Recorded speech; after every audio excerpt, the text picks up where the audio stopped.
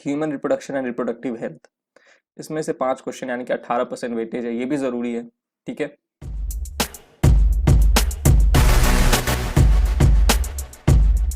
Hello future doctors, welcome to the 9th episode of bio talks. I am Harish Kumar और इस episode में हम चर्चा करने वाले हैं कि NEET biology most important chapters कौन कौन से हैं। नीट यूजी का जो एग्ज़ाम होता है उसमें बायोलॉजी से रिलेटेड कौन से ऐसे चैप्टर्स है जिसका सबसे ज़्यादा वेटेज होता है। ठीक है, तो चलो ये एपिसोड शुरू करते हैं।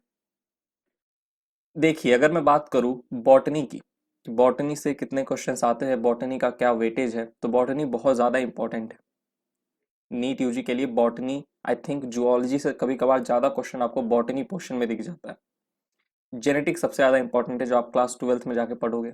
जेनेटिक्स, जेनेटिक्स से हमेशा देखो 24, 27, 28% के लगभग क्वेश्चन आते ही है, 20% के ऊपर ही रहता है। ठीक है, 15 क्वेश्चन 17 क्वेश्चन 18 क्वेश्चन आपको देखने को मिल जाता है। फिर आता है इकोलॉजी, इकोलॉजी और इन्वायरमेंट।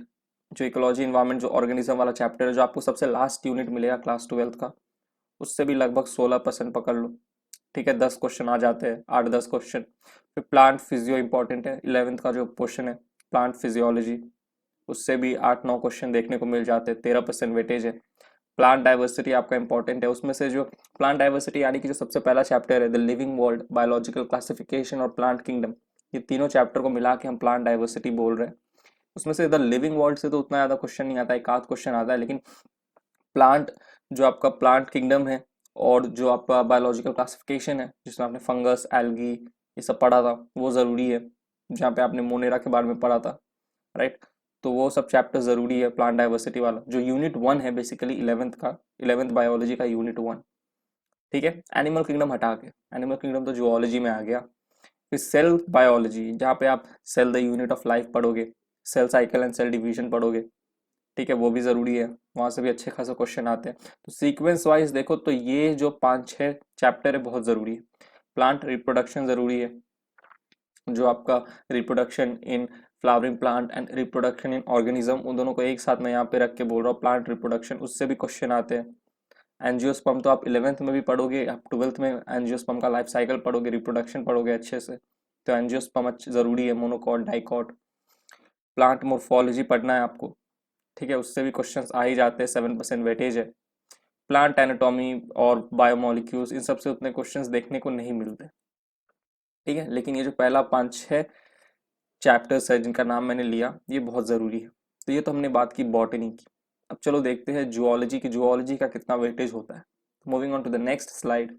जूलॉजी की बात करें तो देखो, सबसे पहले तो आपको ह्यूमन फिजियोलॉजी, जो एनसीईआरटी 11th का सबसे लास्ट यूनिट है, ह्यूमन फिजियोलॉजी, वो आपको अच्छे से पढ़ना है। उससे 13 क्वेश्चन आते हैं, 45% वेटेज होता है जूलॉजी पोर्शन में। Human reproduction and reproductive health, इसमें से 5 क्वेश्चन यानी कि 18% वेटेज है, ये भी ज़रूरी है।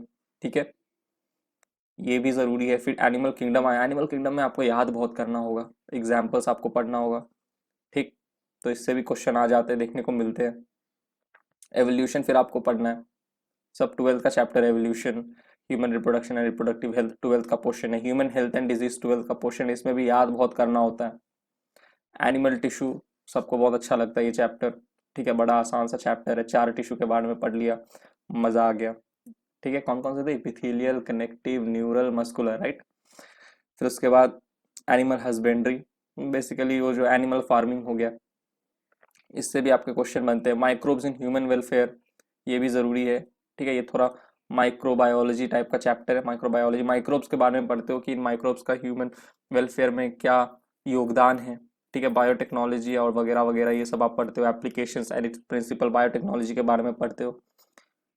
ठीक, microbes in human welfare, microbes कैसे किसी बीमारी को लड़ने में भी बहुत सारे माइक्रोब्स हेल्प करते हैं। बीमारी, हम ये तो जानते हैं कि माइक्रोब्स जो है वो डिजीज कॉज करते हैं, लेकिन कई कभार आप देखोगे कई कई माइक्रोब्स है वो हेल्प भी करते हैं एक डिजीज को फाइट करने में। उन माइक्रोब से हम कुछ ऐसे केमिकल को एक्सट्रैक्ट करते हैं। ठीक, तो आप ये सब इस हिसाब से आप देखो तो शुरू के 5-6 चैप्टर जो है वो भी ज़रूरी है। एनिमल टिश्यू के बाद ये जो 3 चैप्टर है इनका उतना वेटेज नहीं है, क्योंकि जूलॉजी में ये चैप्टर्स आपको अच्छे से कंप्लीट करना है। पढ़ना तो सब कुछ है, लेकिन ये वेटेज वाले आपको अच्छे से पढ़ना है। ठीक है, अच्छे से इन द सेंस प्रिपरेशन में कोई कमी नहीं आनी चाहिए, जो इम्पोर्टेंट चैप्टर्स है उनमें। ठीक, तो चलिए आगे बढ़ते हैं, कंक्लूड करते हैं इस एपिसोड को। तो moving on to the next slide. Conclusion में बस आपको इतना बोलूंगा, एवरी चैप्टर इज इम्पोर्टेंट। हर एक चैप्टर जरूरी है। जस्ट बिकॉज मैंने ये एक वेटेज वाला लेक्चर बना दिया, एक एपिसोड बना दिया कि कौन सा किसका ज्यादा वेटेज, इसका मतलब ये नहीं कि आप बस उन्हीं चैप्टर को पढ़ो। देखो, आपको पढ़ना सब कुछ है। कभी कभार हम जब पढ़ते तो हमारे दिमाग में डाउट रहता है कि am I going to ace the exam, मैं एग्जाम अच्छा करने वाला हूँ, या फिर I am going to fail that exam. Self doubt होता है, जो कि अच्छी बात नहीं है। Self doubt is your biggest enemy when it comes to cracking a competition. Never self doubt. और इस सेल्फ डाउट को लड़ने का सबसे अच्छा तरीका है bye completing the important chapters. आप एक बार इंपॉर्टेंट चैप्टर्स निपटा लोगे ना, तो एक कॉन्फिडेंस बिल्ड होता है। और एक कॉम्पिटेटिव एग्जाम में सबसे ज्यादा जरूरत होता है कॉन्फिडेंस की। पढ़ा लिखा एक लड़का जो पढ़ लिख के अच्छे से एग्जाम देने गया, उसमें कॉन्फिडेंस नहीं है, वो खिचड़ी पका के आएगा, ओएमआर गलती भर देगा, टेंशन में रहेगा, ये वो। लेकिन वही एक बंदा है जिसने थोड़ा कम ही पढ़ा है, लेकिन जितना भी वो पढ़ा है उस चीज को लेके वो कॉन्फिडेंट है ना, उसके चांसेस ज्यादा है सिलेक्ट होने के। क्योंकि जो ज्यादा पढ़ा होगा और जो बहुत घबराया होगा, नर्वस होगा, वो जाके कुछ ना कुछ कांड कर ही देगा एग्जाम देते समय। ठीक है, तो ऐसा नहीं कह रहा कि कम पढ़ो, अच्छा से पढ़ो, नहीं, सब पढ़ो, लेकिन जो जरूरी है उसको बहुत अच्छे से पढ़ो। जो वेटेज वाले चैप्टर्स है उनको अच्छे से पढ़ो। राइट, तो वही आपको एक कॉन्फिडेंस बिल्ड करेगा। Bye completing the important chapters you can gain that confidence. Right, तो इसीलिए मैंने इस एपिसोड को बनाया। इस एपिसोड का मोटिव ये नहीं था कि मैं आपको बोलूँ कि इंपॉर्टेंट इंपॉर्टेंट पढ़, बाकी मत पढ़। इसका मोटिव ये था कि मैं आपको बता दूं कि इंपॉर्टेंट इंपॉर्टेंट चैप्टर्स कौन से हैं, कौन से आपको खत्म करने हैं और अच्छे से रिवाइज करके रखना है। बाकी आप पढ़ो, रिवाइज करो ठीक ठाक, उस पर भी ध्यान दो, क्योंकि उससे भी दो एक क्वेश्चन आते हैं और सिलेक्शन हमेशा एक दो क्वेश्चन से ही रुकता है। 4-5 मार्क्स से सिलेक्शन रुक जाता है। तो ऐसा नहीं कि जो इंपॉर्टेंट नहीं है उनकी ज़रूरत नहीं है, उनकी भी ज़रूरत है, उन चैप्टर्स की भी ज़रूरत है। लेकिन जो चैप्टर्स बहुत इंपॉर्टेंट है वो आप करोगे तो कॉन्फिडेंस आएगा, कॉन्फिडेंस आएगा तो जो लुल्ली लुल्ली चैप्टर है छोटे मोटे, वो भी आराम से हो जाएंगे। ठीक, तो आई होप आपको जो मैं आपको यहाँ से लेसन देना चाहता हूँ, सही लेसन आप लेके जाए इस वीडियो से, गलत लेसन ना लेके जाए। Every chapter is important. ठीक, चलो आपसे मिलते हैं अब अगले एपिसोड ऑफ बायोटॉक्स में। तब तक के लिए bye, thank you, take care.